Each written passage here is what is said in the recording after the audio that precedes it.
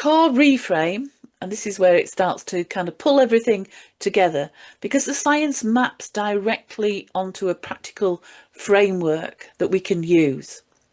Before any tools or techniques, the most important thing is shifting our mind, shifting our mental model of what a difficult conversation actually is.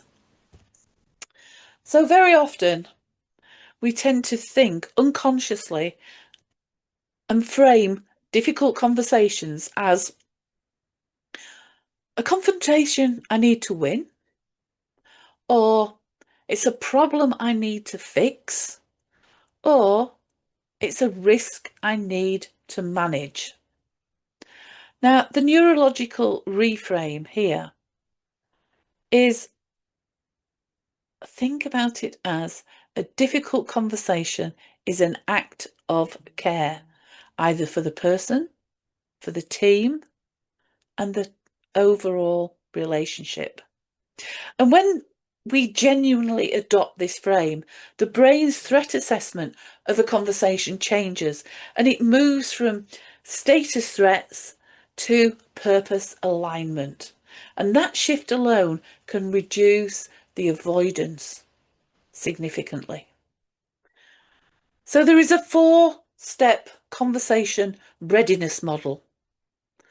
So step 1, regulate. Get your brain online before you open your mouth. Do the regulation technique, a deep breathing, short walks. Check your own scare state. Which domains are being threatened right now as you are thinking about having this conversation or preparing for this conversation? Name your emotion. Feeling anxious, frustrated, uncertain, but name it. And what you're actually doing, this regulation, is bringing back the prefrontal cortex online. That's the part of the brain that we need for empathy, clear communication. And without this step, this is where we can so often initiate a conversation from a threat state and trigger a threat state in the other person immediately. Step 2, reframe. So change what the conversation means to your brain. And managers should ask themselves 3 questions and preferably write down the answers. And the 3 questions are on screen. What is the cost of not having this conversation? The cost to the person, the team, the relationship. What is my genuine positive intent in having this conversation? And what kind of leader do I want to be in this moment? Now, again, this activates the cognitive reappraisal, shifting the brain's threat label on the conversation. It also connects the behaviour to identity and values, which strengthens the approach motivation system. Step 3, reduce uncertainty. So give your brain and their brain more certainty. Prepare 1 clear, specific opening sentence. Anticipate 2 or 3 likely responses and think through how you would handle each one. So rehearse them. Choose the right environment. Private, calm, no time pressures. And then signal in advance to the other person when it's appropriate. You know, I'd like to find some time to talk about, can we meet tomorrow? And this works because uncertainty, as we said, is the primary driver of avoidance for both parties.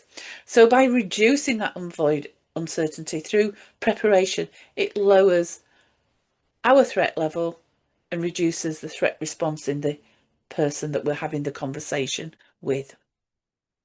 So, step 4, reset. Tools when the conversation gets hard during.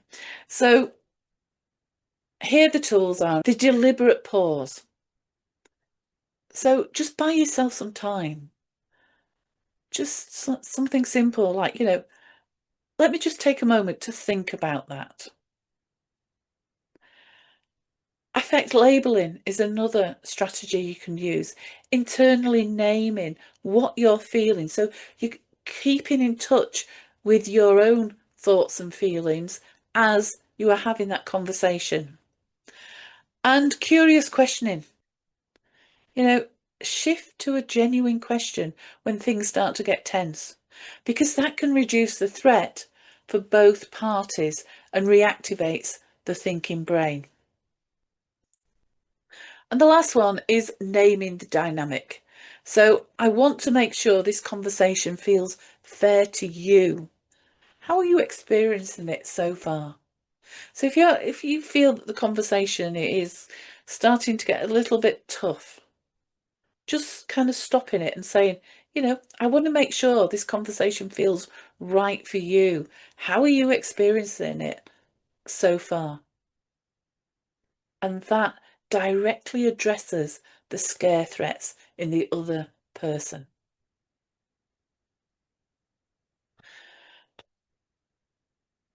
Once managers have the framework, the most powerful way to embed it is through the if-then planning. And we've talked about the if-then planning. So planning is the key to uncertainty. Uncertainty is one of the biggest drivers of avoidance. And if you take nothing else away from today, please just take that away. The biggest threat to avoidance is uncertainty. So how can you overcome the uncertainty?